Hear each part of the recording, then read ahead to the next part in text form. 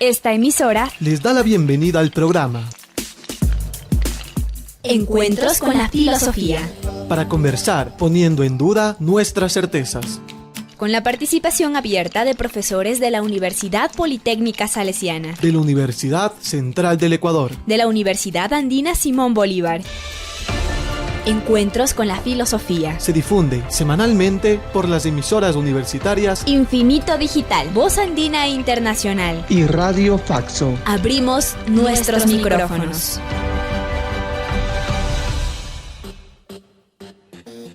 Bienvenidos y bienvenidas al programa semanal Encuentros con las Filosofías. Les saluda Edison Aguilar Santa Cruz. Es un gusto volvernos a encontrar ahora en una serie temática. Una serie temática tiene el propósito de acercarnos a temas filosóficos poco conocidos o ignorados para propiciar diálogos con otros saberes, sentimientos y conocimientos u otros territorios de pensamiento. Saludo a Tito Chela en la cabina de Radio Voz Andina Internacional. Saludo a Miguel Macías Moreno, con quien compartimos la conducción del programa. Buen día, Miguel. Buen día, Edison. Damos una cálida bienvenida al invitado de esta semana, Fernando Albán. Estudió literatura en la PUCE y posteriormente filosofía y lingüística en Lyon y en París, Francia.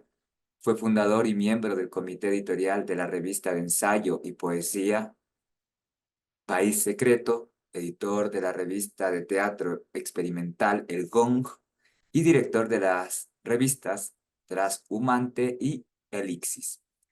Ha sido autor y editor de los libros colectivos La Cuadratura del Círculo, 4 ensayos sobre la cultura ecuatoriana de 2006, Fulgor del Instante, aproximaciones a la poesía de Iván Carvajal de 2008. Ha publicado los siguientes libros: La Utopía Republicana, 2011, El Sujeto y la Ley, 2012, Pasos de Frontera, 2014, el poemario Iris Negro, 2016, La Mirada Animal, 2019, y en 2023, César Vallejo, el poeta, el cronista, entre poética y política. Desde el 2000 hasta la actualidad, es profesor investigador de la Pontificia Universidad Católica del Ecuador. Con él continuamos la serie temática Filosofía y Democracia, luego de revisar el pensamiento de Platón, Aristóteles, Maquiavelo, Hobbes y Rousseau. Hoy Fernando presenta la segunda parte de la democracia según Immanuel Kant. Buenos días, Fernando. Muy buenos días. Me es muy grato estar aquí con ustedes, retomando estas charlas que tienen como eje pensar el tema de la democracia desde la relación entre, o desde la perspectiva de la filosofía, ¿no? Ese es el planteamiento. Hemos decidido centrarnos en algunos autores fundamentales. Ahora nosotros vamos a hacer de manera mucho más precisa el vínculo, vamos a tratar de establecer el vínculo entre Rousseau y Kant. Siempre se habla aquí de que hay una herencia profunda en el pensamiento kantiano en relación al trabajo realizado por Rousseau, ¿no es cierto? Hay ahí una filiación importante. Y nosotros vamos a tratar de establecerla y enmarcándonos en el pensamiento kantiano sobre la política democrática, ¿no es cierto? Rousseau, vamos a retomar pequeñas cosillas de Rousseau para tratar de hacer esta conexión, ¿no? Rousseau dice, declara en el contrato social, dice, todo gobierno legítimo es republicano. ¿Ya? nosotros vimos la vez pasada que para Rousseau el sentido de la democracia es eh, la democracia que se ejerce de manera directa, ¿cierto? Que involucra al pueblo, que compromete al pueblo en la toma de decisiones. El pueblo es el, el gran legislador en ese sentido.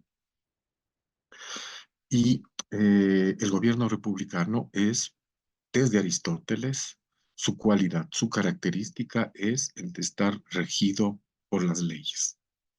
¿Sí? La república tiene esa característica, esta cualidad, ¿cierto? Si nosotros comparamos, por ejemplo, a la república con la tiranía, ahí el tirano gobierna por sobre las leyes, ¿cierto? Entonces la cualidad de la república es que está regida por las leyes. Ahora, el gran legislador en la República Democrática, en el sentido que plantea Rousseau, es el pueblo. Hemos visto eso, ¿no es cierto? Y por eso Rousseau señala también que cuando se habla de una república cristiana, dice Rousseau, esto es una contradicción. ¿Ya? No se puede hablar de una república cristiana, puesto que el cristianismo exige sumisión a las personas, ¿sí? Y la república, la república democrática, la democracia, eh, exige la libertad, ¿no es cierto?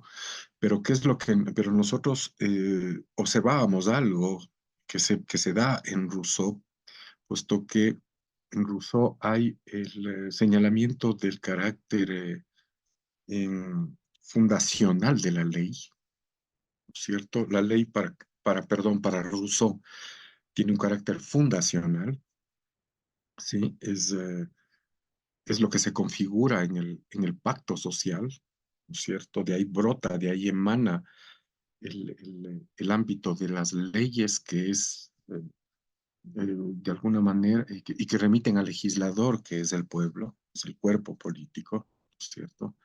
Y veíamos cómo esta referencia a las leyes, que para algunos pensadores eh, puede implicar un límite en el pensamiento de Rousseau, el hecho de remitir a la ley como instancia fundacional, ¿no es cierto? Es la ley la que consagra al pueblo como tal, ¿no es cierto? Entonces, digamos, y es la ley de donde proviene la libertad, veíamos la vez pasada. Entonces, esta referencia a las leyes no deja de tener una serie de dificultades en el caso de Rousseau, y vamos a ver cómo Kant la trata de resolver esas dificultades, ¿no es cierto? La dificultad era que la ley implica, en relación a los individuos, a los que forman el pueblo, que constituyen el pueblo, supone que ellos están escindidos entre el ciudadano, ¿no es cierto? Y decíamos también el ciudadano y el súbdito, ¿ya? Entonces, el ciudadano es el libre, es el que ejerce la libertad, y el súbdito es el que está supeditado a la ley. Entonces, enmarcar la democracia en el ámbito de la ley implica, por un lado, que las personas son siervos, ¿sí? Y también ciudadanos. Entonces, hay una escisión ahí en el individuo, ¿sí? Y que lo consagra, por un lado, a la libertad y por otro lado, a la sumisión. Bien, en Kant la ley tiene este carácter también. La- Tiene un carácter aporético, la ley, ¿cierto? Entonces, digamos que por un lado es lo que suscita la libertad, ¿sí? Y por otro lado es lo que exige la obediencia, ¿ya? Entonces, mientras tenemos deberes, somos súbditos, diría Rousseau, ¿sí? Y cuando se trata de ejercer la libertad, somos ciudadanos. Entonces estamos ahí en ese movimiento oscilatorio pendular.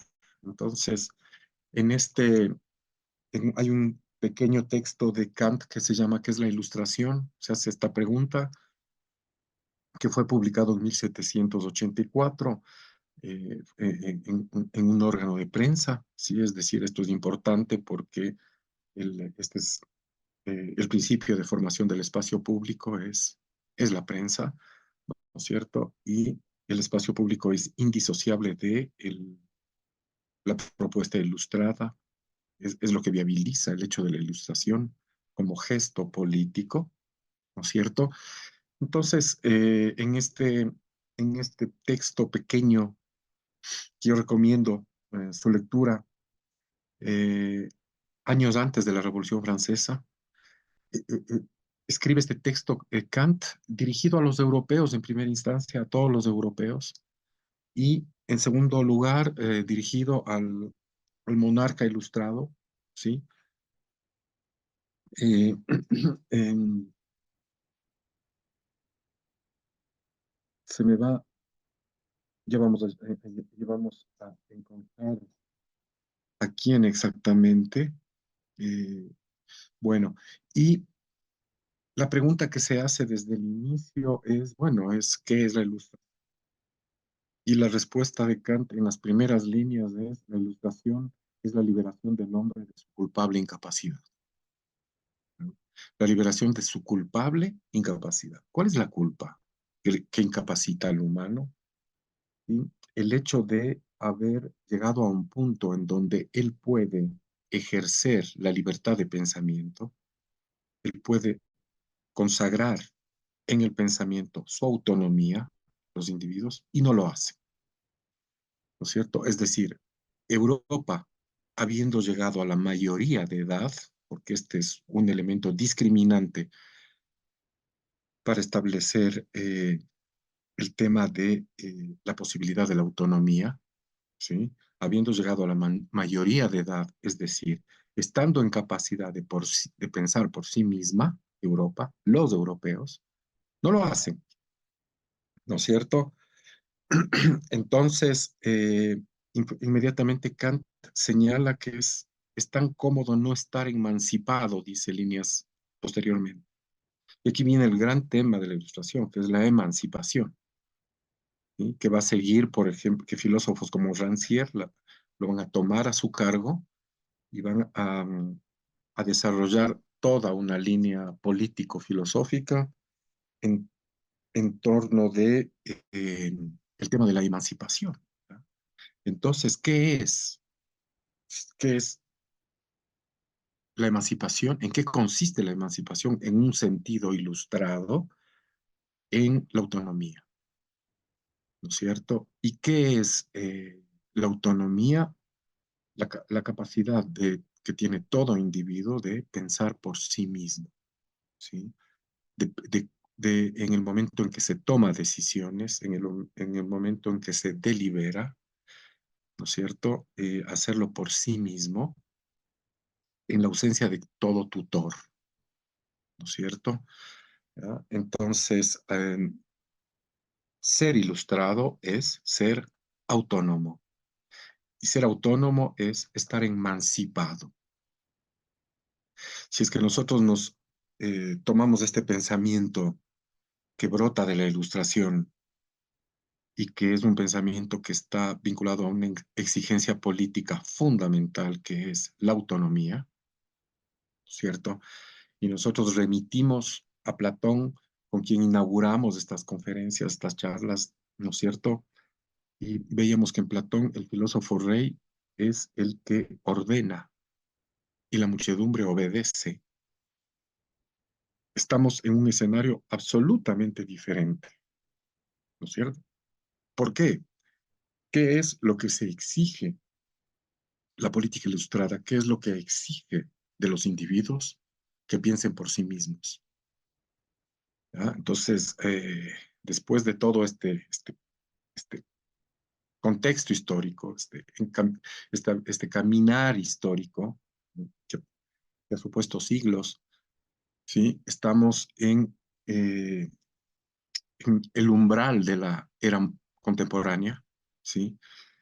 Años antes de que acontecimientos históricos de enorme envergadura permitan la constitución del Estado moderno, del Estado de Derecho, eh, llegamos a este punto, ¿no? ¿Sí? ¿Cuál es la exigencia política de esta nueva era? La autonomía, ¿sí? Entonces, resulta que la autonomía, la capacidad que tiene todo ser humano de pensar por sí mismo, una vez que ha llegado a la edad adulta, de pensar por sí mismo, es estar emancipado, ¿no es cierto? Y entonces, ese es el escenario de la política. Entonces, el autónomo pasa a ser el ciudadano, ¿no es cierto? Ese es el ciudadano, y que se diferencia del siervo. Entonces, el tránsito del estado de antiguo régimen al estado de derecho es el tránsito del siervo al ciudadano, ¿cierto? Entonces, aquí vamos, miren cómo se van dando de manera muy clara, muy precisa, estas definiciones, ¿no es cierto? ¿Sí? El ciudadano es aquel que no es siervo y por lo tanto es aquel que a la hora de la decisión se remite a sí mismo, ¿cierto? Hace uso, pone en juego su autonomía, el hecho de estar emancipado. Eso es ser ciudadano, digamos, ¿cierto? Y, ese es, y en el ciudadano se cristaliza la política del Estado de Derecho, del Estado moderno, ¿sí? Ese es el, digamos, la encarnación, la cristalización, el centro en el cual está poniéndose en juego la política en, en sentido kantiano, digamos, que es el sentido de la ilustración, ¿no es cierto? Esta es la figura crucial, ¿cierto? El ciudadano. Ahora, nosotros veíamos, remitiéndonos a Rousseau, que el ciudadano es quien ejerce su libertad, ¿cierto? Eh, que es que es el derecho, que es su derecho fundamental. Remitiéndonos a Kant, ese derecho fundamental tiene que ver de manera sustancial con la posibilidad de pensar por sí mismo, ¿sí? De emitir un juicio, de tomar una decisión de manera autónoma, ¿no es cierto?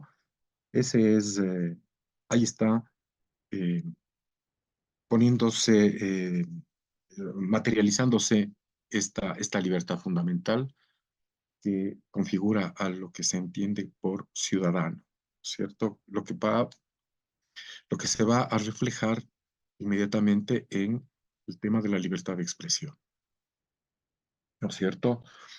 Que es la libertad de pensamiento un poco, ¿ya? Ahora, esta libertad tiene que tener canales que permitan que se- eh, su materialización, ¿no es cierto? Es decir, yo puedo juzgar, yo puedo emitir juicios de manera autónoma, ¿sí? Pero si es que estos juicios que yo puedo emitir de manera autónoma se quedan en mí, ¿no es cierto? Hay una limitación a la libertad fundamental. Entonces, tiene que haber un espacio que permita la ejecución y la realización de la voluntad autónoma, ¿no es cierto? ¿Sí? Y esto se lo llama el espacio público, ¿no? Que vendría a ser el escenario en el cual se ponen en juego las voluntades individuales, ¿sí? Y, eh, eh, y, y es el ámbito de su viabilización, de su materialización, ¿no es cierto? El espacio público. Entonces, ¿dónde ¿cuál es el ámbito? ¿Cuál es el ámbito en donde el juego democrático se hace visible, se transparenta? Es el espacio público, ¿no es cierto? Así, entonces Kant en este libro, en este pequeño articulito, perdón, al que hago referencia, que se llama ¿Qué es la ilustración? Él va a decir, y remitiéndonos a esta cuestión de la ley en Rousseau, ¿no es cierto? La ley te hace siervo, pero también te hace libre, ¿ya? Entonces ahí, en este articulito, Kant establece la distinción entre espacio privado y espacio público. Todos los individuos en el mundo moderno estamos transitando de un espacio al otro de manera continua. El espacio privado es el espacio de la administración y es un espacio en el cual lo que se exige de la razón es la obediencia, el acatamiento de las órdenes. Es el espacio privado, es el espacio administrativo. Kant da algunos ejemplos que permiten ser visible, tornar visible la lógica de funcionamiento de este espacio. ¿Ya? Entonces, por ejemplo, habla del clérigo, que en el momento en que él está en el púlpito, ¿sí? Está ejerciendo, está en el espacio privado, ¿sí? Él no puede ahí expresarse de manera libre según sus propias convicciones, ¿cierto? Está imposibilitado de aquello. Es decir, desde el púlpito no se puede, el clérigo no puede criticar, no puede realizar la crítica. Tiene que, una vez que cesa en sus funciones en tanto funcionario privado, puede acceder al espacio público y ahí cabe y es necesario que él realice la crítica de su propia institución, ¿cierto? Dado el caso, o de la sociedad a la cual él pertenece. Entonces, el clérigo no puede, tiene que abstenerse de emitir un juicio crítico mientras está oficiando la misa, porque hay una relación disimétrica entre los creyentes y él, ¿no es cierto? Y en el momento en que él emite un juicio crítico por esa relación disimétrica, ¿sí? Él está por sobre, no hay una relación de igualdad. Los creyentes van a seguir de manera ciega la palabra del clérigo, ¿no es cierto? ¿Por qué? Porque en el espacio público, perdón, en el espacio privado, en el espacio del funcionariato, la razón no está llevada a la crítica, ¿cierto? No tiene resguardos críticos. Lo mismo ocurre, por ejemplo, otro ejemplo que da Kant es en el ejército, ¿sí? Cuando un superior da a un subordinado una orden, el subordinado no puede detenerse a analizar la pertinencia de la orden, ¿sí? Y establecer una crítica con respecto a la misma. Si está en funciones, debe obedecer, ¿sí? Digamos que el espacio privado para Kant es el espacio de la burocracia, de la gestión burocrática administrativa, que es llevada al presente, que puede también ser el espacio de la empresa privada. En la empresa privada se exige de las personas obediencia y eficiencia, ¿cierto? Que son los rasgos característicos del espacio privado en el sentido de Kant, la eficiencia. ¿Quién es eficiente? Aquel que, aquel que es eficiente, perdón, es el que es ¿quién es eficiente en el plano privado? Aquel que cumple con las órdenes de manera estricta, ¿sí? Y que por lo tanto se vuelve invisible, ¿ya? Entonces, la lógica que opera en el espacio privado lleva a que las personas se invisibilicen. La lógica del espacio público es contraria, es completamente opuesta. Lo que se exige en el espacio público, lo que se viabiliza en el espacio público es la visibilidad, o sea, que las personas se visibilicen, perdón. ¿De acuerdo? ¿Y cómo se visibilizan? Mediante la crítica. ¿Por qué?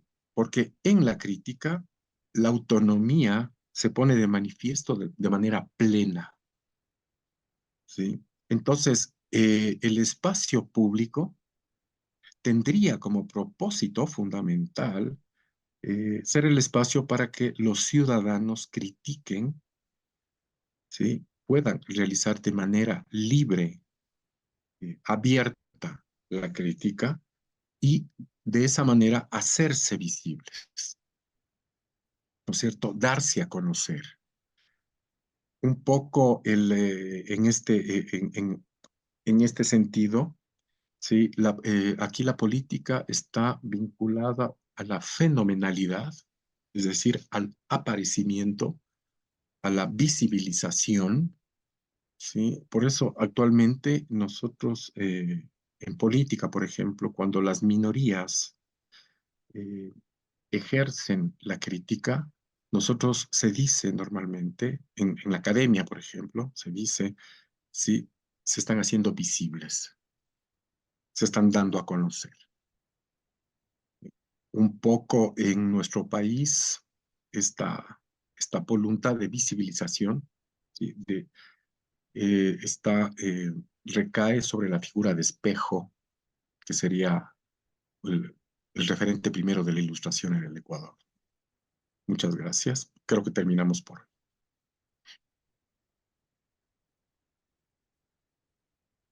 Muchas gracias. Concluimos este encuentro semanal con las filosofías, con nuestro agradecimiento a ustedes, radioescuchas, al invitado de esta semana, Fernando Albán, y a Tito Chela en la cabina de Radio Voz Andina Internacional. Recuerde, recibimos sus comentarios y sugerencias al correo electrónico encuentrosconlafilosofía@gmail.com. Hasta el próximo encuentro con las filosofías. Agradecemos su sintonía a Encuentros con la filosofía. el programa que impulsa el filosofar como acción compartida desde las radios universitarias. Les invitamos a compartir las próximas emisiones de Encuentros con la filosofía por esta emisora.